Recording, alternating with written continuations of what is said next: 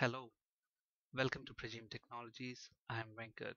This is part 6, Nullable Types in C Sharp. In this session, we will learn nullable types in C Sharp and about null coalescing operator. Now, actually in C Sharp, we can broadly divide the types into two categories, value types and reference types.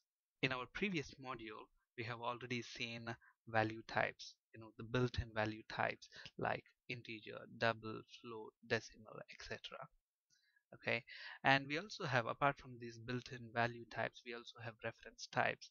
We have seen one of the built-in reference type, which is string. String is actually a class.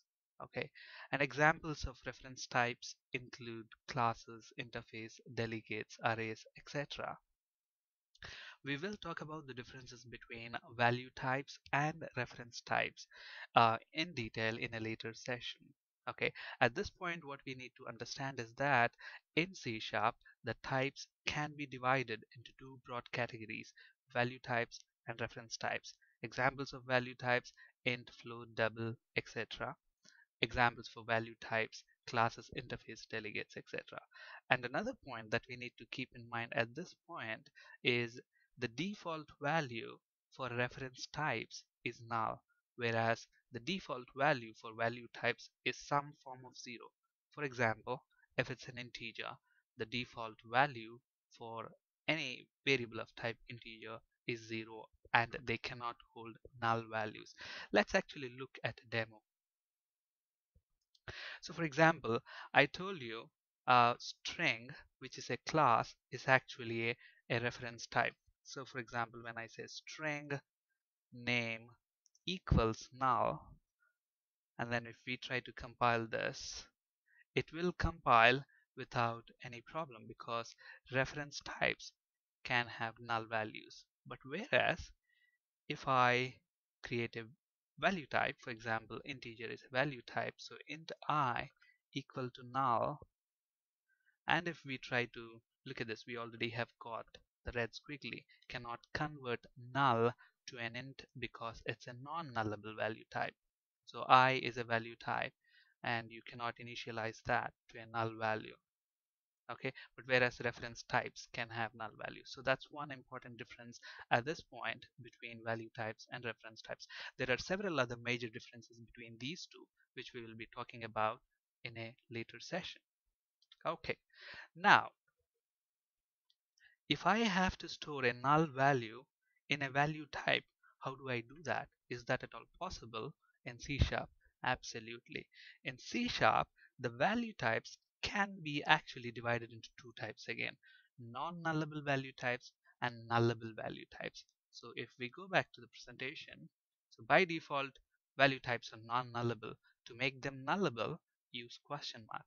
So let me give you an example for that. So here I is a non-nullable integer data type.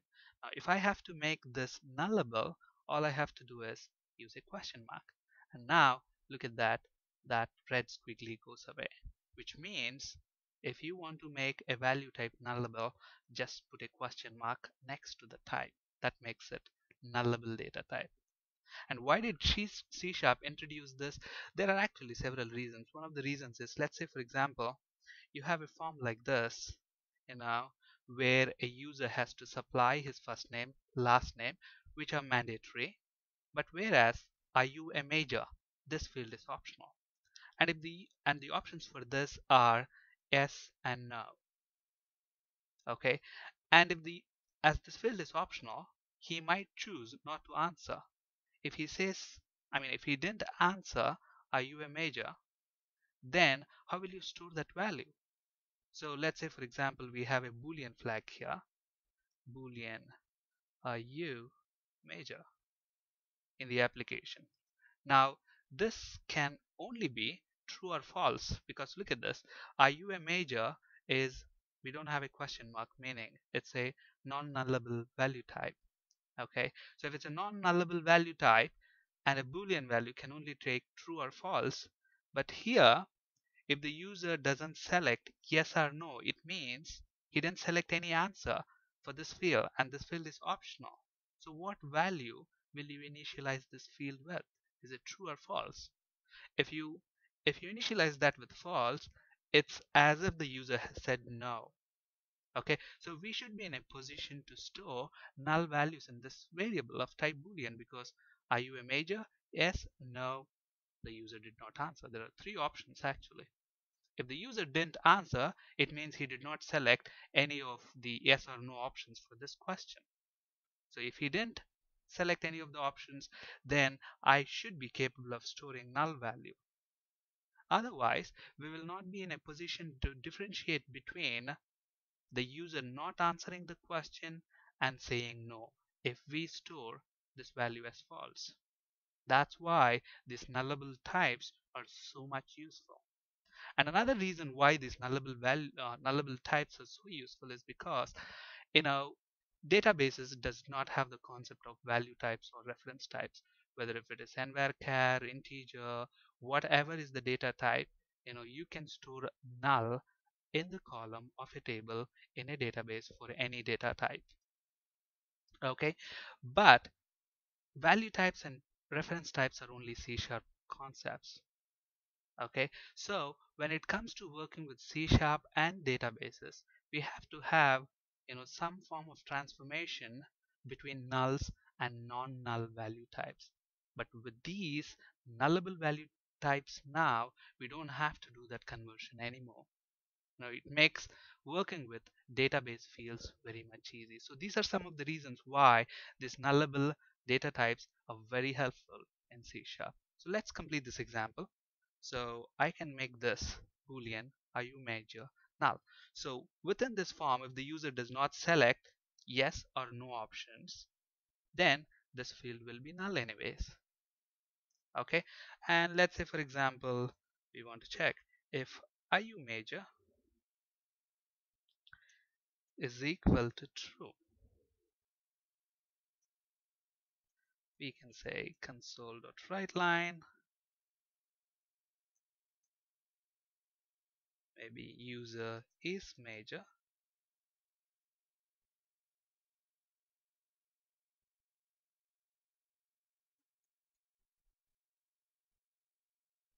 You can either say are you major is equal to true, or you can simply say are you major dot value.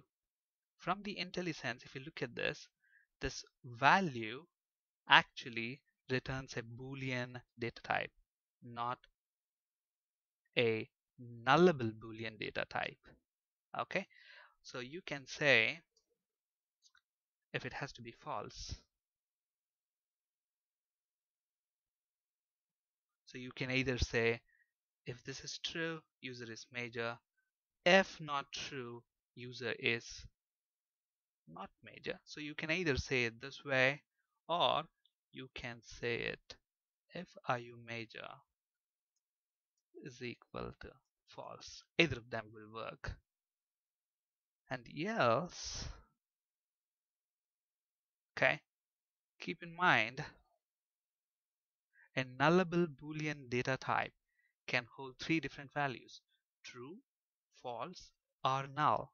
If it is true, we are saying user is major. If it is false, user is not major. If it's not true and if it's not false, the only other option that's available, it could be null. So we can just say console.writeLine, user did not answer the question.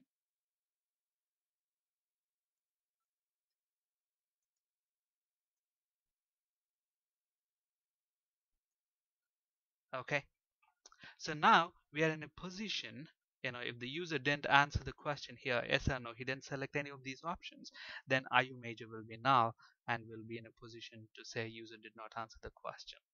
But in case if we didn't have this boolean flag, we may have to initialize that to false. So in that case, we would not have been in a position to differentiate between the user didn't answer the question or he's not a major. So now if we go ahead and run, since IU major is null, we get that user did not answer the question. Okay, a little grammatical mistake there. All right, on the other hand, if he says true, then obviously user is major. Okay, so that's about nullable types. Even the integer types, you can make them nullable. Okay, all value types, they have they have the respective counterpart nullable types. Another concept that we'll talk about is the null coalescing operator, which is really interesting. Now let's say, for example, I have a field called um, number of tickets on sale equal to, let's say, 10. Okay, I have tickets on sale, and I have another variable, let's call available tickets.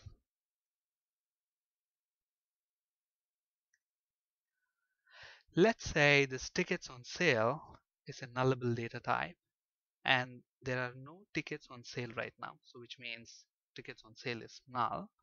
So if tickets on sale is null, then obviously there are no tickets available. So if tickets on sale is equal to null, then we know available tickets, we want to initialize that to 0. Else, let's close this brace.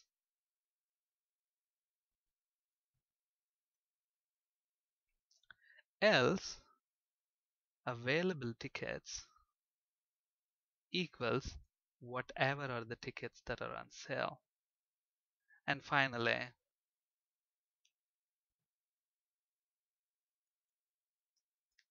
let's print how many tickets are available. So we can say available tickets equals available tickets. Now look at this. We've got an error here. It's saying, okay, I cannot implicitly convert type int question mark to int, meaning there is no implicit conversion between a non-nullable type and a nullable type. Okay, we have to be explicit about the conversion, and one way to do that is simply say dot value. Dot value, if you look at the IntelliSense, it returns a non-nullable counterpart, an int. You look at that, int without a question mark. So that's one way to do that. Or you can use the cast operator. We will talk about implicit and explicit conversion in another session in detail. So you can either use this conversion. Okay, what we are doing is, okay, this is a non-nullable type. If you look at this tickets on sale, it's a nullable data type, but an int without a question mark is a non-nullable data type. So we are forcing non-nullable data type to be converted, nullable data type to be converted into non-nullable data type and assigning it to this variable. Okay, so if I go ahead and run this, obviously since tickets on sale is null, available tickets will be 0. But on the other hand, if you initialize that to some number, maybe 100 tickets on sale, obviously available tickets will be 100. So what's going to happen here? It will check, okay, tickets on sale, is tickets on sale null? No, it is equal to 100. So it comes to the else block. Okay, tickets on sale, value is 100. It will convert that to non-nullable data type integer and stores it in this variable. And finally we print that out. Okay, now look at this. If it is null, is 0. Instead of null, we are initializing that to a default value because this cannot hold null, this variable, because it's a non-nullable integer data type. Okay, now do we have to have so many lines just to do that? If it is not null, use the value that is present and available in tickets on sale. Otherwise, use some default value. So do we really need to have these many lines of code just to do that simple thing? No, not really. That's why we have this null coalescing operator, which we can make use of. And the way we do that is pretty simple. You can get rid of all these lines, and you can simply say int available tickets is equal to tickets on sale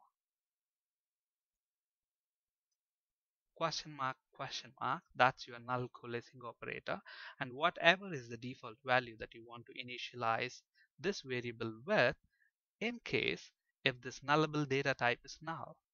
Okay, so what this line is doing, it's pretty simple. If tickets on sale is null, then use this default value. Otherwise, use the value that is present inside this variable. It's as simple as that. So it's just one line. So if you go ahead and run, the behavior will be the same, except that instead of using if and else, we are using the null coalescing operator, which is very simple to use. So this is without null coalescing operator, and this is with null coalescing operator. So you can see the difference, the number of lines has been reduced. So that's it. Thank you for watching. For more resources, you can refer to these things on the slide. Have a good day. Bye bye.